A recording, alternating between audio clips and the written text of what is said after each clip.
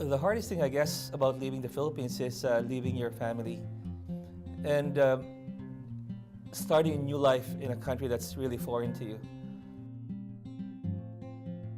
It's really for the children. We're giving them a chance, a new life, which we did not have before. Our parents did not give us a choice.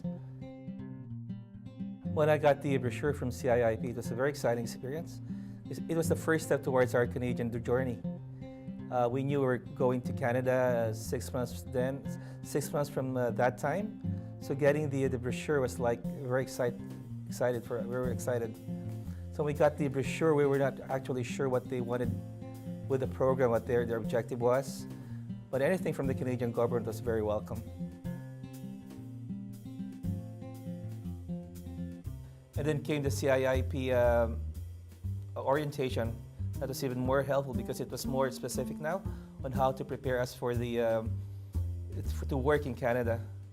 The first day, a lot of labor market information was given to us. Like Alberta, they knew that I was going to Alberta. They told me about what was the salary rates like in Alberta for engineers or other occupation. And the other thing is that the map, the My Action Plan, they did that to me as well.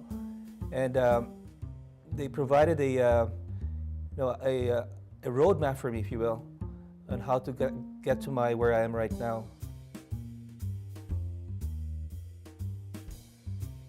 So I had to apply online, so a lot of job openings. So those were my starting point. Just applied online, and somebody got a hold of my resume. I got interviewed and I got a job. And that first job only lasted for 6 days.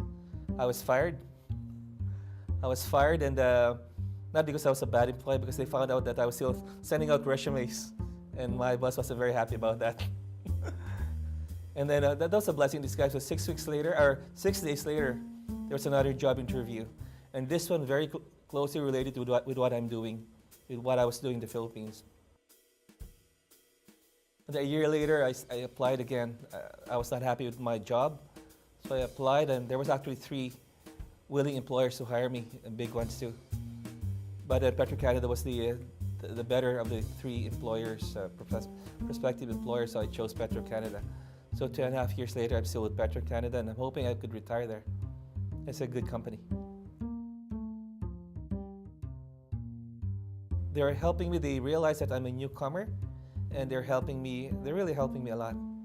And they're so tolerant, patient, and I just love these people, especially my boss.